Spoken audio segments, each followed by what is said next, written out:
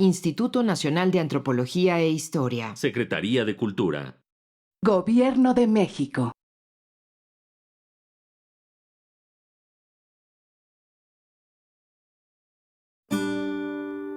Su sustancia está hecha de evocación, recuerdo, rememoración y de lo que toma del porvenir. Porque es una parte fundamental de nuestra identidad. Somos nuestra memoria. El programa de Lina que nos lleva de viva voz con los especialistas. ¿Qué tal? Muy buenos días, amigas, amigos. Bienvenidas, bienvenidos. Esto es Radio INA. La Secretaría de Cultura, el Instituto Nacional de Antropología e Historia, los invitan a acompañarnos en la emisión de la serie Somos Nuestra Memoria. Mi nombre es José Ángel Domínguez. En esta ocasión contamos con la presencia de Carolina Carreño Vargas, Montserrat Navarro Herrera y Alicia Martínez López. Y me es muy grato dirigirme a ustedes para hablar de un tema muy importante: los museos naranjas, la conciencia para prevenir la violencia o las violencias contra las mujeres. Carolina Carreño, bienvenida, muchas gracias. Muchas gracias a ti por invitarnos otra vez acá. Al contrario, Montserrat Navarro, gracias por tu tiempo. Al contrario, muchas gracias, un gusto estar con ustedes. Alicia Martínez, gracias por estar con nosotros y compartir sus conocimientos y su tiempo. Buenos días, muchas gracias por la invitación. Bueno, pues en programas pasados ya hemos tenido la oportunidad de conversar en torno a la perspectiva de género y del proyecto Laboratoria, Mujeres en el Museo. Y esta vez vamos a tocar el tema que lleva por nombre Museos Naranjas. Y para empezar, me gustaría preguntarte, Carolina Carreño, ¿qué son los Museos Naranjas? Pues mira, los Museos Naranjas es una convocatoria nacional para programar actividades educativas y de difusión que lanzamos pues a los museos del instituto, aunque hay algunos otros que también se han sumado. Y la invitación es a que utilicen sus colecciones, sus exposiciones, los discursos de las mismas para poder visibilizar y cuestionar el fenómeno histórico de la violencia contra las mujeres, pero que también se propongan actividades que nos permitan pues ensayar nuevas formas de relacionarnos, proponer nuevas formas de vida que sean mucho más benéficas y mucho más justas, principalmente para las mujeres, que es como, digamos, el grupo poblacional al que va dirigida la convocatoria Museos Naranjas. Claro, qué interesante, qué importante, pero también complicado de alguna manera, porque estas violencias en contra de la mujer, Alicia Martínez y como decía Carolina, pues son históricas, pero deberíamos, y si nos ayudas tú a definir este concepto de violencia o violencias, yo tiendo a pensar que son muchas. Sí, yo creo que sería muy importante tener una definición muy clara porque pues de eso va a tratar este tema del día de hoy. Y bueno, se define esta violencia contra las mujeres como todo acto de violencia basado en la pertenencia al sexo femenino. Eso es importante. Y que tiene como resultado un daño. Este daño puede ser físico, psicológico, sexual, y puede también manifestarse a través de amenazas, actos de coacción, de privación arbitraria de la libertad, y que puede producirse en dos ámbitos, tanto en el ámbito privado como en el ámbito público. Entonces, ese sería un acto de violencia contra las mujeres, y yo creo que a partir de ahí, pues ya podemos, como dice Caro, hacer un conjunto de acciones, programas, actividades que traten de modificar esta situación. Yo creo que eso es importante. Claro, y a mí me gustaría mucho que extendiéramos un poquito esta definición y estos conceptos de violencia, sobre todo en beneficio de nuestras audiencias masculinas y varones, porque luego nos cuesta trabajo entender cómo ejercemos esta cuestión patriarcal en distintos ámbitos de la vida cotidiana, Montserrat, porque podríamos hablar, por ejemplo, de violencia económica, por ejemplo, no lleguemos todavía a la violencia física. Claro, sí, efectivamente fíjate que esto que acabas de mencionar es súper importante porque desgraciadamente lo patriarcal no solamente habita a varones, a hombres, sino a instituciones, incluso también a las mujeres y la mejor manera o una manera también de combatirlas es nombrarlas y para eso hay que identificarlas. Y por ejemplo, esta que tú mencionas, la violencia económica, puede ser una de las más comunes y también puede pasar desapercibida porque por siglos las mujeres hemos estado al cuidado, y lo estoy entrecomillando, al cuidado de los hombres, ¿no? Y entonces los hombres son los que proveen el dinero pensando que las mujeres no hacemos nada, ¿no? O sea, Claro, estar claro. en casa, limpiarla, al cuidado de los hijos, de la casa, del propio marido, pareciera que eso no es un empleo. Que esa es una obligación y entonces, que muy buena onda, los hombres dan ese sustento económico. Y entonces cuando desde ahí ya hay una violencia, el no reconocimiento sobre este trabajo, pero además cuando, por ejemplo, las mujeres quieren ir a visitar a alguien, comprarse algo y no pueden acceder a a un asunto económico, eso también es una violencia. Las limitaciones al ingreso, a las percepciones económicas, a no poder ir a un empleo porque no hay quien cuide a nuestros hijos, porque no tenemos acceso, por ejemplo, a guarderías, o porque eres mujer, habrá quien se encargue de ti y entonces durante pandemia pues es más fácil descansarte, ¿no? Porque pues hay alguien que pueda estar a tu cargo o que se haga cargo de esos gastos, pero esos gastos de repente siempre están limitados o están controlados o incluso si tienes alguna necesidad médica y tienes que solicitar dinero, te da pena o no hay, en fin, ¿no? Todas esas limitaciones económicas es de la que se trata esta violencia. Claro, y aunque las cosas han cambiado y las mujeres han tomado un papel mucho más protagónico en la vida económica de sus familias, por supuesto, la violencia económica, sin embargo, persiste y es algo terrible. Ya llegaremos al momento de que tal vez los discursos y el lenguaje pudiera desmontar estos, pero yo quisiera que me platicaran también, por ejemplo, Carolina o Alicia, en torno a una violencia que llega a ser física, que tal vez tiene componentes sexuales, que llega a ser feminicida. No sé si quisieran, en un país como el nuestro, que tenemos una alta tasa de feminicidios, desgraciadamente, esto es una realidad que hay que nombrar. Alicia, ¿quisieras participar? Sí, por ejemplo, en el caso de la violencia feminicida, pues se da y el número de feminicidios se incrementa en lugar de disminuir.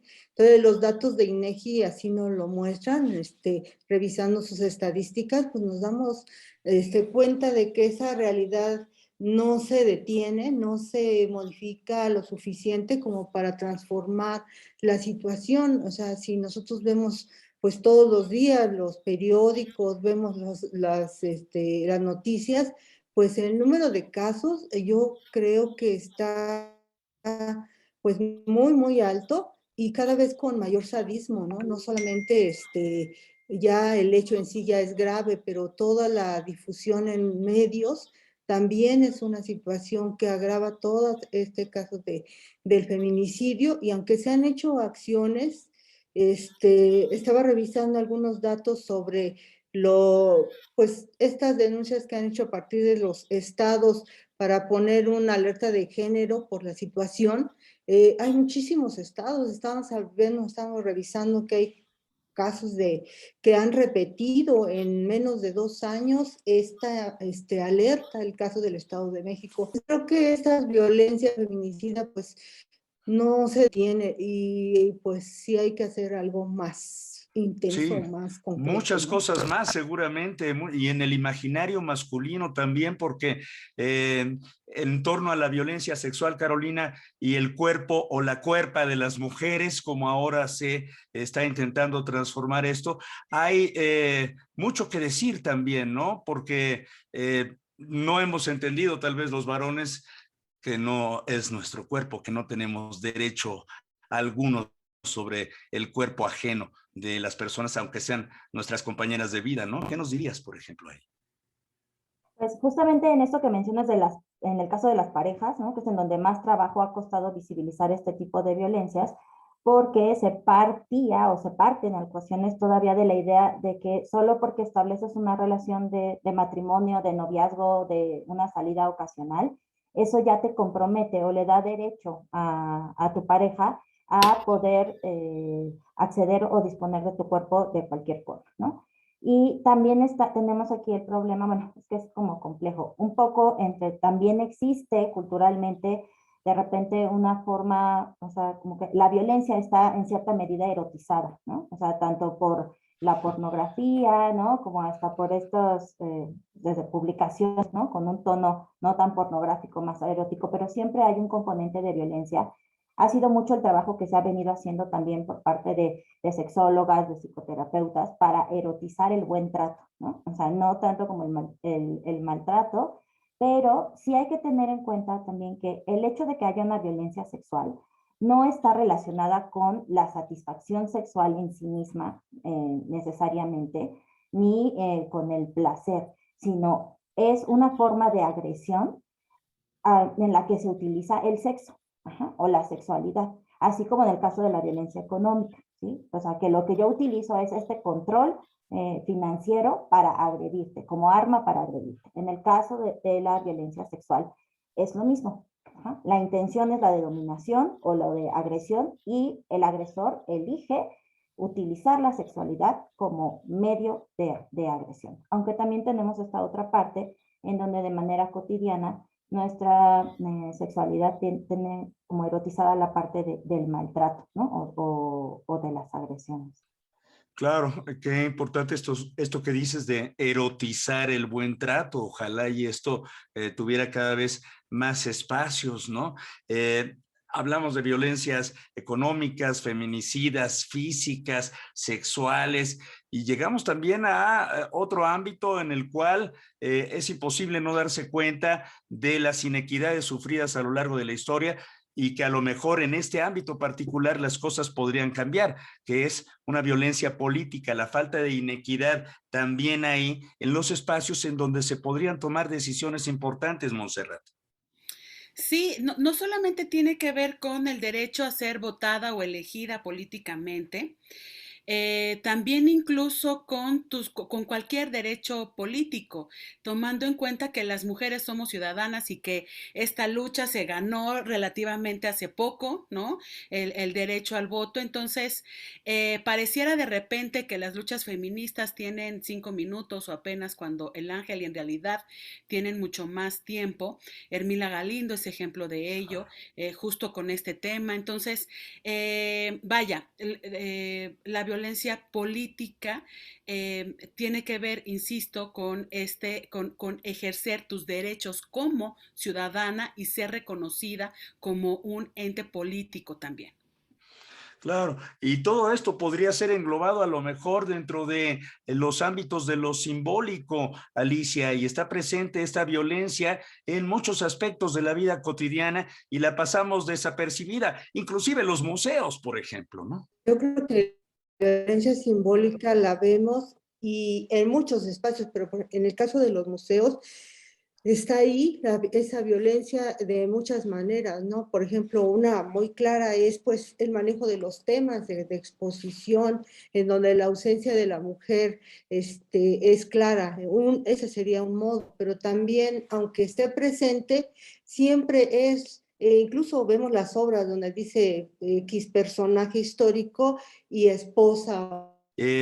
Hablábamos de estos espacios de la violencia simbólica que permean prácticamente todas las geografías y los espacios, digamos que también emocionales de nuestra sociedad. Y menuda tarea la de cambiar esto, porque prácticamente la violencia o las violencias contra las mujeres se ejercen en todos los ámbitos de la vida cotidiana. Y entonces es importante identificar, nombrar estas violencias, aunque sea pues muy cansado, muy reiterativo, aunque ustedes tengan que luchar a brazo partido día con día, Carolina.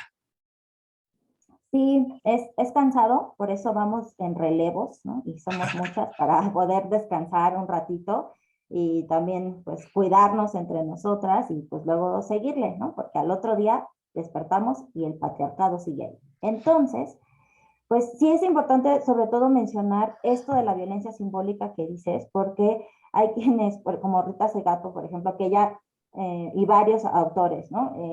Nos señalan que es, aunque es de las más invisibles y desapercibidas, es como la que les tiende la camita al resto, ¿no? O sea, es como la que arropa y ayuda a que haya impunidad, a que se justifiquen todas las demás violencias. En esta convocatoria de Museos Naranjas sí pusimos mucho énfasis en también poder distinguir no solo lo que son las violencias directas, que son las que acabamos de platicar, la económica, la sexual, la feminicida, que tú la puedes ver y que de alguna manera es como más clara y se ejerce de un individuo a otro o a otra, ¿no? Sino también esta otra violencia simbólica y la violencia estructural. Ajá.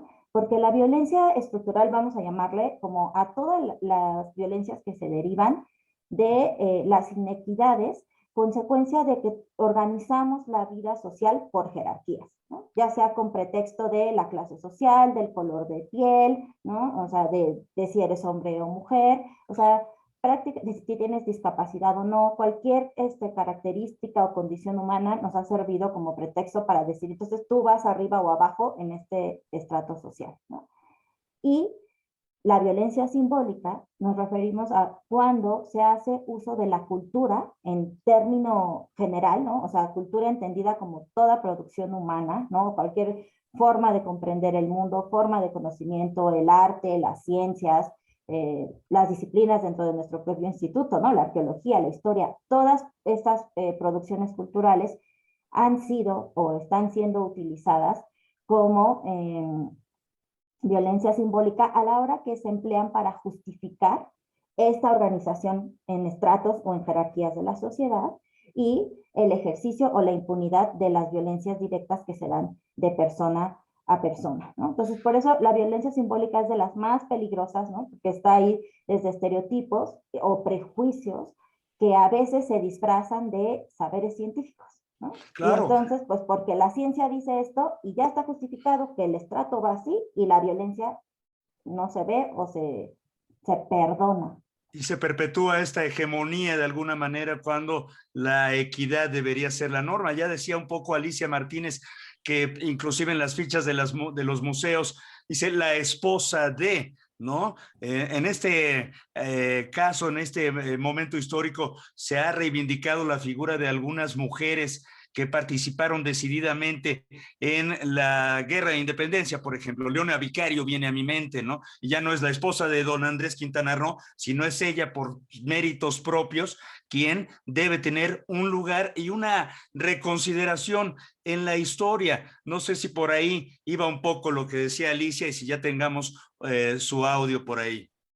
Pues supongo que el audio puede estar mejor, pero Sí. sí, precisamente ahorita en varias de las actividades que al rato comentaremos sobre ellas, pues se ha insistido en este reconocimiento de las mujeres como sujetos históricos, no como acompañantes de otros personajes. Entonces, eso se ha hecho ya un trabajo, pues más o menos, no diré que en todos los museos, pero sí han participado diferentes museos en tratar de reivindicar la figura de estas mujeres en las exposiciones. Y si revisamos las que están ya desde hace tiempo ahí en los museos, podemos ver las ausencias de manera muy evidente y clara. No necesitamos ser unos grandes analistas del contenido o para poderlo visualizar. Yo creo que es así, pero se está trabajando, por lo menos estamos iniciando el camino. Ya lo seguirán pues muchos atrás de nosotros. No, y ojalá y cada vez más varones tengamos la oportunidad de construirnos, de darnos cuenta y de colaborar en esta nueva construcción, porque ejemplos hay muchos, Monse, en el que estos discursos invisibilizan, normalizan estas discriminaciones y violencias contra las mujeres, ¿no? Claro, y ejemplos hay en todos lados, porque ya vimos que hay distintos tipos de violencias, entonces, no solamente en el lenguaje, que también lo vamos a tocar, pero, por ejemplo, todo este asunto que tiene que ver con la mercadotecnia y que no se te note la edad y que no se te noten las canas, Y cuidado con la estatura, por favor, aclara la piel, porque ese estereotipo de tener una piel morena, pues no Hasta va las con... axilas. O No, sí, ¿no? o O sea, sea, dices, oye, tienes que blanquearte absolutamente todo y tienes que ser perfecta, alta, de un color específico. Eso es un ejemplo también de violencia que tiene que ver con la simbólica de la que hablaba Caro. Pero otro ejemplo son las diferencias salariales, ¿no? Aunque tengas el mismo empleo, las mismas responsabilidades, incluso más, las mujeres ganan menos. Pero además, en este ejemplo también laboral, es muy común y creo que aquí somos varias mujeres que podemos me pueden dar la razón cuando, híjole, Caro, te voy a explicar porque como tú no sabes, lo importante es tal cosa, ¿no? O desde mi posicionamiento académico y además si soy hombre, pues muchísimo más justificado esté que yo te tenga que explicar cómo es la vida y cómo es el asunto laboral y de qué se está tratando y cuál es lo importante a, a comunicar, ¿no? Eh, entonces, imagínate, si eres indígena, mujer con discapacidad y no académica, la violencia se vuelve todavía mucho más compleja. Pero hablando, por ejemplo, de imágenes en el cine, los carteles donde se nota a un superhéroe matando a una heroína mujer y la tiene tomada del cuello, pues ahí también está presente un lenguaje visual violento muy hacia la violento. mujer, de manera además, de manera contundente, pero además se vuelve como un símbolo de una película que está en grandes aparadores, ¿no? Y que todo el mundo lo ve y además lo normaliza. Eso es lo que ocurre, que vamos normalizando las violencias. Sí, Pero y entonces también, muchos varones dicen, ah, yo quiero ser como Capitán Machote, ¿no? exacto, pero también el lenguaje, tú decías, ¿no? Hay, los hombres no lloran, ¿no? Solo las mujeres. El lenguaje es un ejemplo contundente y muchas personas están no a favor, digámoslo, ¿no? Y entonces dicen, no, es que la Real Academia dice, ¿no? Claro, porque las instituciones también son patriarcales, es parte de todo eso. Y es que el lenguaje o el hablar, decir hombre, mujer, ¿no? Él, ella, nosotros, nosotras, no es un problema solo lingüístico, es un posicionamiento político, es una lucha, es una insurrección. Y no tiene que ser bonito ni aceptado, porque es insurrecto, porque sigue siendo una lucha. Y por eso es que no es aceptado por todas y por todos, ¿eh? Marca un descontento y una incomodidad social. Y el que nosotras ahora en este momento estemos luchando junto con otras tantas mujeres a que ese lenguaje incluyente, inclusivo, donde se reconozca a las mujeres en los museos, es una lucha constante. Por eso decía Caro, a veces tenemos que tomar relevos, ¿no? Y bueno, me parece que nosotros tenemos una tradición, me refiero a a México, ¿no? De lingüicidios, ¿no? De no reconocer también otras lenguas. Y el no reconocer el género es otra violencia. Yo me pregunto por qué los hombres se enojan cuando decimos nosotras, cuando solamente hay un par de hombres, Claro, claro, sí. y por qué no se enojan cuando decimos nosotros, ¿no? Me parece ahí muy incoherente. Incoherente e inequitativo. Y espero que no tarde tanto tiempo como a lo mejor va a tardar, pero estas posibilidades que ustedes están permitiendo, creo que, por ejemplo, mirar los museos con perspectiva de género, con perspectiva de derechos humanos, Carolina, pues es el camino correcto a transformar estas inequidades. ¿Tú crees que son posibilidades que, aunque tomen tiempo, pues están en el camino correcto porque digamos que añaden a la educación y a la transformación no violenta de las cosas o lo menos violenta posible, no sé?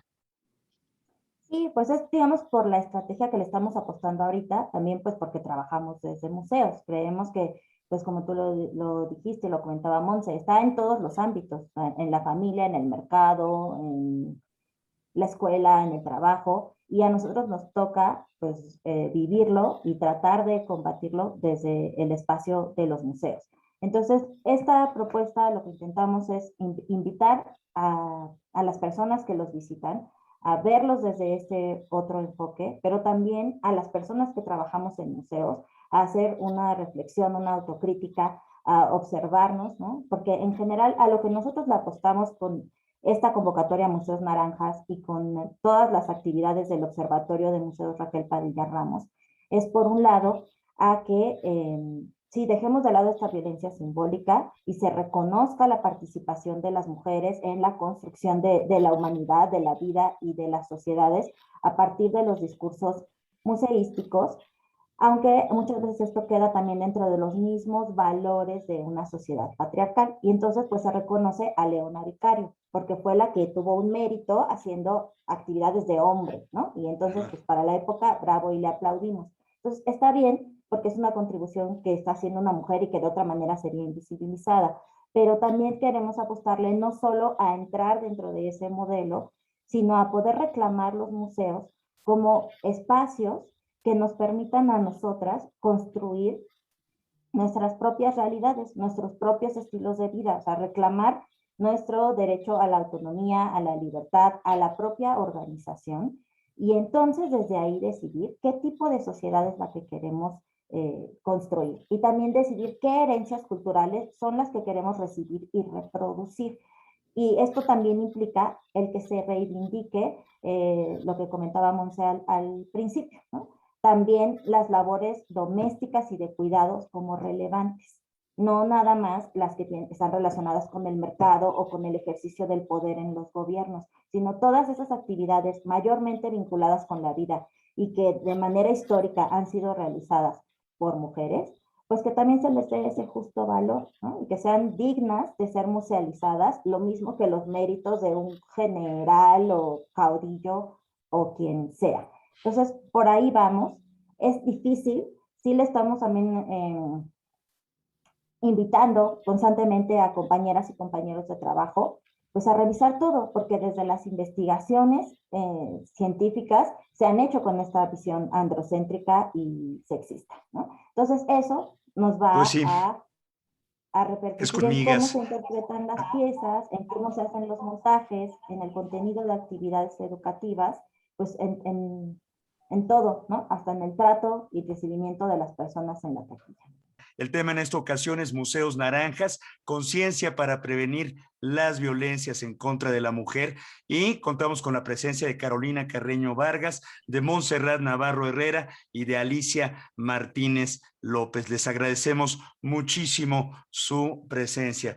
Y Alicia, ¿cómo ves entonces esta dinámica en los museos? ¿Cómo se está dando en distintos ámbitos? ¿Cómo nos puedes contar cómo va avanzando este proyecto? Bueno, en el caso de nosotras, del Observatorio Raquel Padilla Ramos, pues hemos hecho unas acciones para poder cambiar este discurso museístico, y uno de ellos que está todavía ahí en proceso es intentar hacer un diagnóstico con enfoque de género de las exposiciones que están presentes o que van a presentarse, para poder evaluar hasta dónde nosotros estamos o no dando este cambio, este giro en las exposiciones. Hemos afortunadamente tenido, ahora sí que aliadas que ya hemos trabajado con algunas exposiciones virtuales con este enfoque, y creo que cada vez hay un número de mujeres también interesadas en eso. Esperemos que se vayan sumando. Eso me parece muy, muy importante. Y por otro lado, pues como mencionaba Caro, hemos trabajado estas actividades anuales, ya llevamos todo este año trabajando desmontaje de violencias, en donde hemos identificado alguna pieza que pueda ser importante para mostrar precisamente pues estas violencias y cómo están manifiestas en las obras y qué podemos hacer para transformarlas. Entonces, en estos recursos que se han hecho en los museos, pues eso es lo que se intenta, ¿no? Trabajar en ese camino para poder, pues, apoyar este desmontaje del patriarcado de una manera museal, ¿no? Desde los museos. Entonces, eso hemos trabajado y pues vemos cómo el análisis de los contenidos y de las imágenes, como ya lo había mencionado Monse, es importante hacer ese análisis, ver qué estamos mostrando. Algunos museos es más claro, en otros tal vez no, pero es importante revisar esas imágenes que usamos y para qué las usamos. Eso hemos hecho también muchísimos, trabajado cursos con otros centros INA, se trabajó un curso de capacitación con el Centro INA Michoacán, hubo buena participación, hicieron incluso propuestas de difusión, porque trabajamos con la gente que está en ese campo, y ellos hicieron un plan de trabajo. Entonces, hay mucho trabajo que se está realizando y estamos todavía ahorita en proceso de una futura exposición virtual para el Día de los Museos Naranja. Entonces, creo que con eso contribuimos nosotros de manera, pues, importante.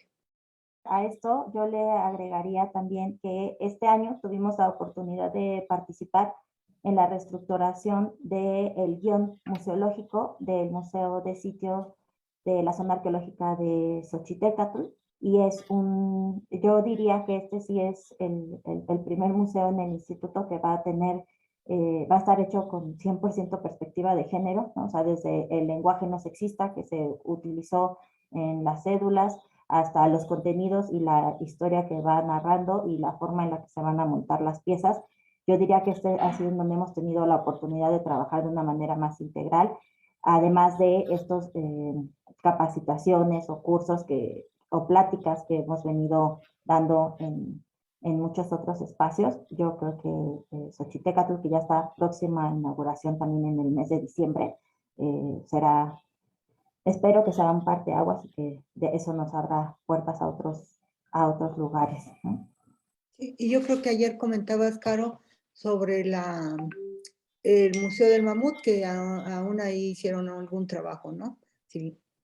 Sí, también ahí estuvimos la propuesta educativa, ahí también se realizó toda con perspectiva de género, y además hay una actividad educativa que está dedicada solamente a perspectiva de género, ¿no? O sea, a ponerse las gafas violetas y a poder analizar cómo es que se han hecho las interpretaciones desde las disciplinas arqueológicas y paleontológicas con este sesgo sexista y cómo se puede evitar, ¿no? Entonces, creo que ya poco a poco hay más espacios que se van uniendo, y pues esperemos que vayamos así en cadenita. Y yo también resaltaría el trabajo no solamente del observatorio, ¿no?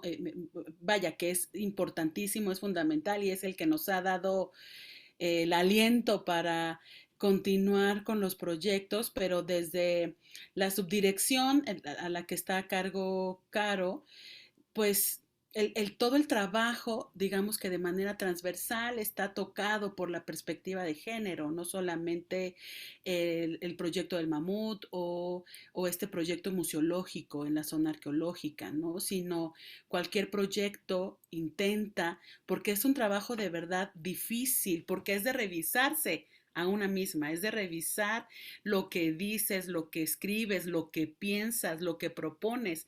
Eso lo vuelve complejo, cansado, porque además, como todos lo sabemos, lo sabemos, es un trabajo que urge, es para antier, ¿no? Entonces, las prisas de repente te llevan a decir, ay, ya, que se quede así, ¿no? Entonces, pues el trabajo también es revisarnos todo el tiempo y decir, no, es que, híjole, yo misma escribí en genérico masculino, ¿no?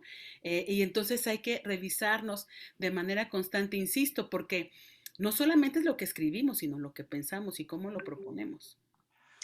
Y yo diría, perdón Ángel, solo algo más para también como hacer el reconocimiento, gracias Monse por el trabajo de acá, pero también por el trabajo de los museos, porque evidentemente nosotros lanzamos la convocatoria, pero si nadie responde, pues no nos movemos hacia ninguna parte, y afortunadamente hemos tenido pues bastante respuesta. Hay algunos museos que han estado trabajando de manera mucho más intensa, otros que se suman con alguna actividad, en determinados periodos del año, pero pues bueno, ha sido mucha la colaboración, ¿no? O sea, que hemos encontrado en Sonora, en Tlaxcala, en Querétaro, en Ensenada, ¿no? Por mencionar algunos, el mismo Museo del Carmen aquí en la Ciudad de México, Culhuacán, o sea, no sé, a lo mejor no, ya estoy omitiendo a algunas y algunos, discúlpenme, ¿no? Pero, pues bueno, también reconocer ese trabajo que muchas veces puede ser en respuesta a una convocatoria nuestra, pero que también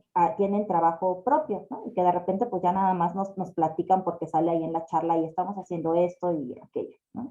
El Instituto Nacional de Antropología e Historia es una institución extraordinaria y enorme que tiene presencia a todo lo largo y ancho del territorio nacional, pero sin embargo no son todos los museos de este país. Se está aplicando ya este proyecto naranja, de museos naranjas, en todo el instituto, y creen ustedes que tendría, digamos, resonancia en otros espacios museísticos de México? Pues mira, la gran fortuna del observatorio, me atrevería a decir la gran fortuna, es que está compuesto por un grupo de mujeres que no solamente son parte del instituto.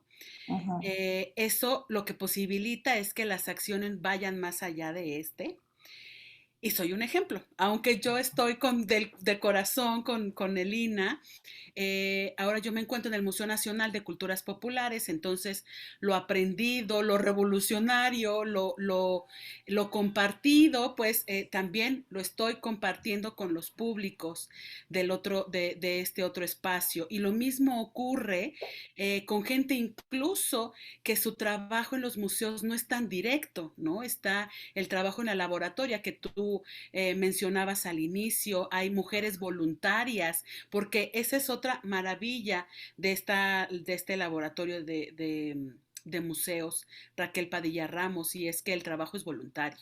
Eso todavía lo vuelve,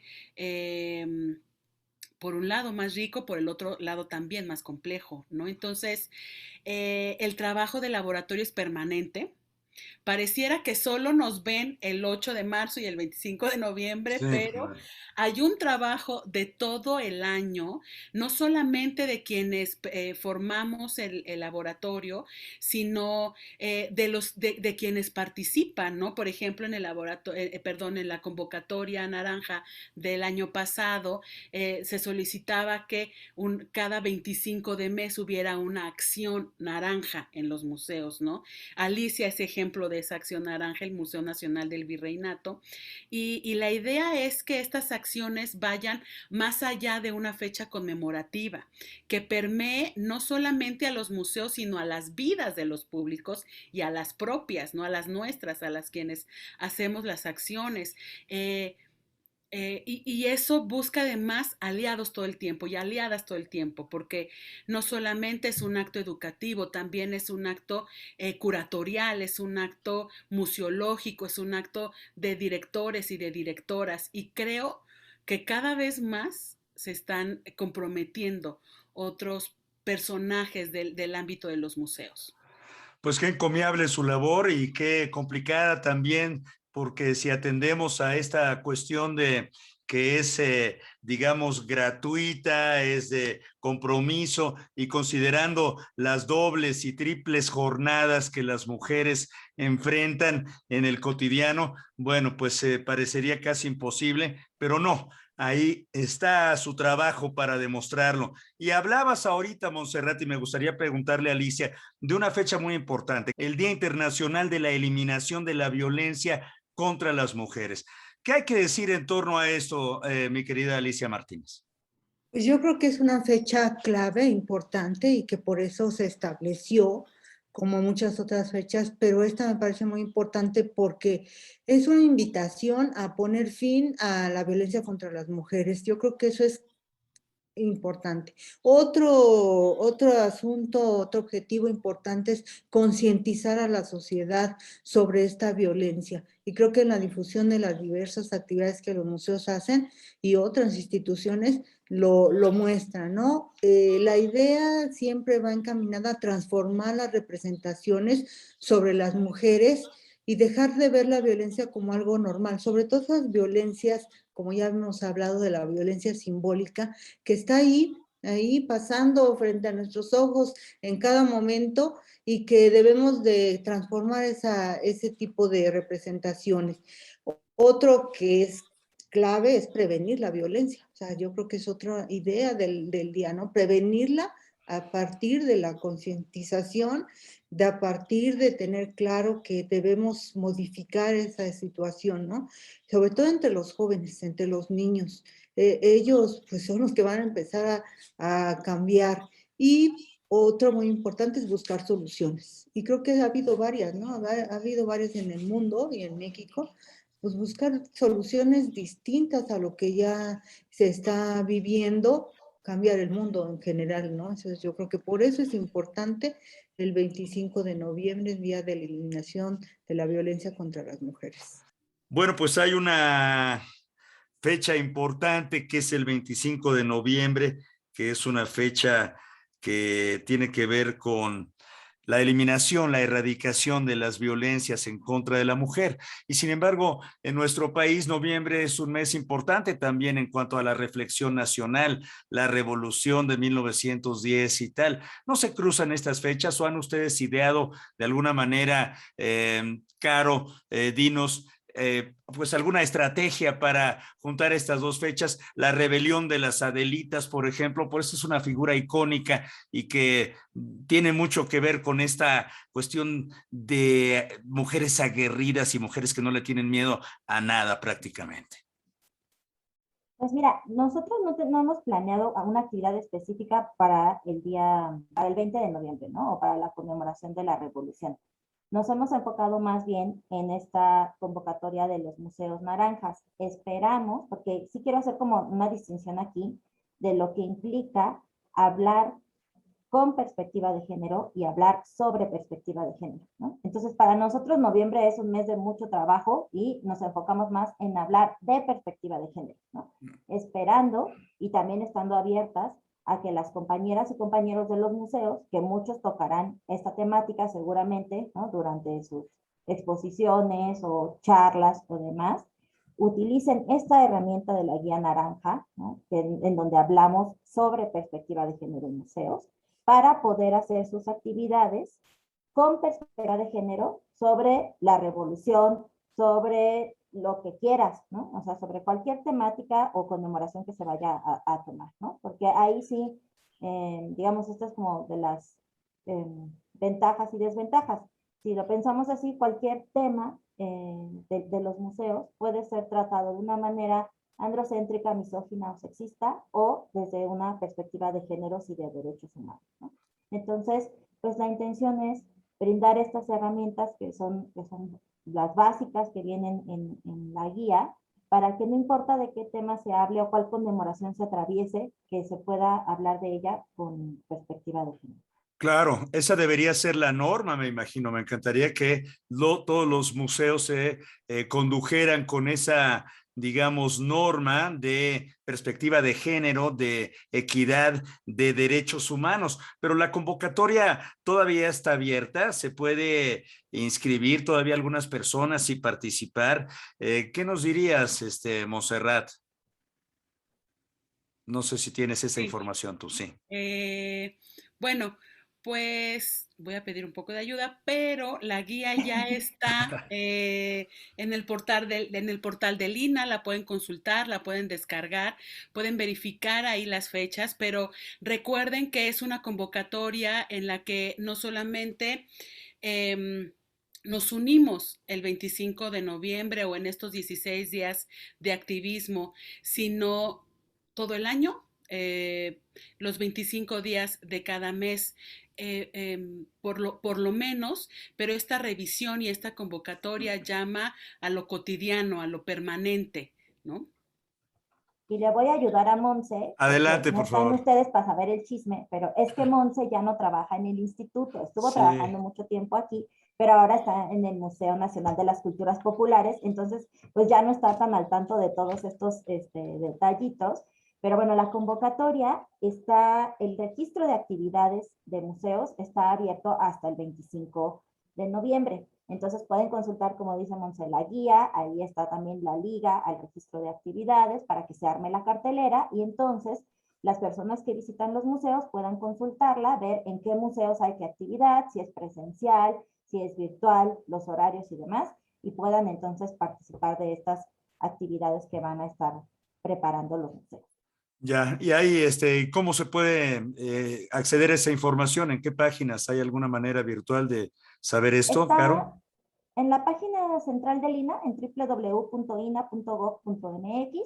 Si ingresan ahí, verán hasta arriba como un carrusel con los carteles de las actividades vigentes en el instituto.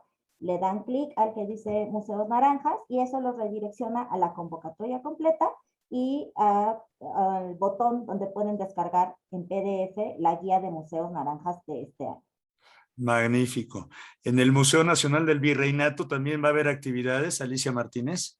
Sí, nosotros hemos preparado una serie de podcasts que se van a publicar a lo largo de este mes de noviembre, porque son varios, y pues con esa forma participaremos nosotros en la actividad.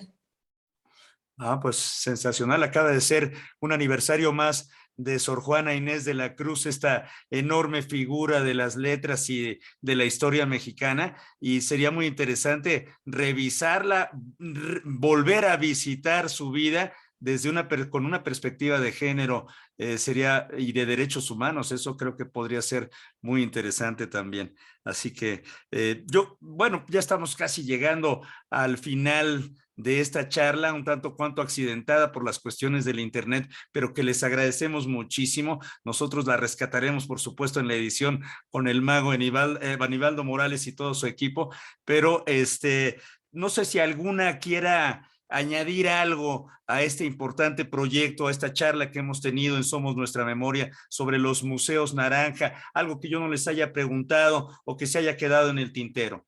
Montserrat, Carolina, Alicia, quien quiera, bienvenida. Pues rápidamente a mí me gustaría compartir un comercial porque en el Museo Nacional de Culturas Populares estaremos realizando actividades en torno a los museos naranja. Vamos a tener un taller de bordado, por favor, un taller de bordado que además es más allá de un taller porque es un círculo de bordado con, para y entre mujeres en el que estaremos diseñando iconografía contemporánea en torno a este tema y además también las invito a que nos acompañen a una visita guiada desde una mirada naranja, una exposición de alfareras morelenses de Coentepec en específico y al final de esta realizaremos una declaratoria entre todas para buscar la eliminación de la violencia hacia las mujeres en los museos. Y todo esto en el Museo Nacional de Culturas Populares. Por favor, revisen nuestras redes, Museo Nacional de Culturas Populares, ahí estarán todos los datos. Es cupo limitado porque son actividades presenciales, eso es muy importante. Ya queremos vernos, abrazarnos, aunque sea así Con el codo. Con el codo y con el puñito, pero sí platicaremos de manera presencial y construiremos también de esa forma. Así que las esperamos porque son actividades para mujeres. Claro que sí. Alicia Martínez, ¿cómo te despides? Te agradecemos mucho tu tiempo. ¿Alguna bibliografía tal vez que quisieras compartir con nuestras amigas y amigos que nos escuchan en Radio INA? Hay mucha bibliografía, lo sabemos, pero pues nunca está de más. Pues sí, yo creo que hicimos una relación que Caro tiene de bibliografía interesante, que no sé si la puedes mencionar, Caro, Sí, ahorita se las comparto. Sí, entonces se las van a compartir para que la gente interesada pueda, pues empezar a nutrirse ahí de todas estas ideas y estos pensamientos tan interesantes de mujeres que han trabajado estos temas, a veces de manera muy, para niñas. Nosotros hemos publicado cosas en el museo sobre eso, y otro para jóvenes o para académicas ya muy bien formadas en el tema. Creo que ahí Caro tiene una buena bibliografía que compilamos. Muchas gracias, Alicia. Carolina Carreño. Sí, pues yo quisiera despedirme recordándoles y también haciendo un llamado a las compañeras y compañeros que trabajamos en museos, para estar siempre conscientes de que pues, los museos forman parte y son producto de una sociedad patriarcal. Entonces esto nos compromete y hace necesario que estemos todo el tiempo haciendo una revisión con perspectiva de género de las labores que cada quien desempeña según su profesión en estos espacios, para que pues desde ellos que los podamos utilizar como instrumentos que ayuden a desnaturalizar, a visibilizar, a cuestionar y erradicar estas violencias, porque pues hasta ahora, si no lo hacemos, el museo va a seguir, pues digamos, siendo una institución que a veces de manera involuntaria lo que hace es replicar esta violencia simbólica, ¿no? Entonces, pues invitarles a eso, a que pues también consulten las guías, como en esto que nos decías de la bibliografía, las guías naranjas, que la pueden descargar de la página del INA. Me parece que es como para un primer acercamiento, tiene los conceptos básicos, ¿no? Todo como explicado, creemos, ¿verdad? De una manera muy clara, amigable, que no necesitas tener conocimientos previos del tema para que sea comprensible. Y también si se interesan en meterse más en esto o en programar actividades, pues también se puede consultar. Hay un PDF que está en línea que se llama El ABC de Género en la Administración Pública, que lo edita INMujeres y el Programa de las Naciones Unidas para el Desarrollo. Entonces también nos puede dar ciertos lineamientos que además nos hablan de cuál es la responsabilidad, tanto moral como legal, de las funcionarias y funcionarios públicos con respecto a implementar este tipo de acciones en nuestras actividades. También podríamos buscar en YouTube, está la charla que se titula Los museos en el cambio de era, es una conversación entre la antropóloga Rita Segato y Walter Mignolo de la Fundación TIPA, que nos puede ayudar también a ir comprendiendo más cómo se da este fenómeno de las violencias y su vínculo con los museos. Pues te agradecemos muchísimo por esta información, por compartirla con todas las personas que nos escuchan. Carolina Carreño, gracias por tu tiempo, por tu claridad, por tu entusiasmo. Montserrat Navarro, Alicia Martínez, de verdad, un placer y un privilegio conversar con ustedes. Espero que pronto nuestros caminos se vuelvan a encontrar. Hasta pronto, queridas. Muchas gracias. Muchas gracias. Hasta Hasta pronto. Y de esta manera, a nombre de Radio INA, damos por terminada esta emisión que fue posible gracias a la generosa participación de nuestras invitadas, Carolina Carreño Vargas, Montserrat Navarro Herrera y Alicia Martínez López. Mi nombre es José Ángel Domínguez. Les agradezco a todas y a todos por su atención. Les sugerimos consultar más de nuestra producción a través de www.radio.ina.gov.mx. Me despido con esta información. En la realización, la Coordinación Nacional de Difusión a través de la Subdirección de Radio INA con Gabriela Marentes. En la producción y grabación, Evanibaldo Morales. La edición, Rubén Martínez, con el apoyo de Marta Hernández, Paula Abedoy y Jerónimo Cuevas. Hasta muy pronto. Las opiniones y comentarios aquí expresados son de entera responsabilidad de quienes proporcionan la información y no representan necesariamente las opiniones de Radio INA ni comprometen el pensamiento editorial del Instituto Nacional de Antropología e Historia. Instituto Nacional de Antropología e Historia. Secretaría de Cultura. Gobierno de México.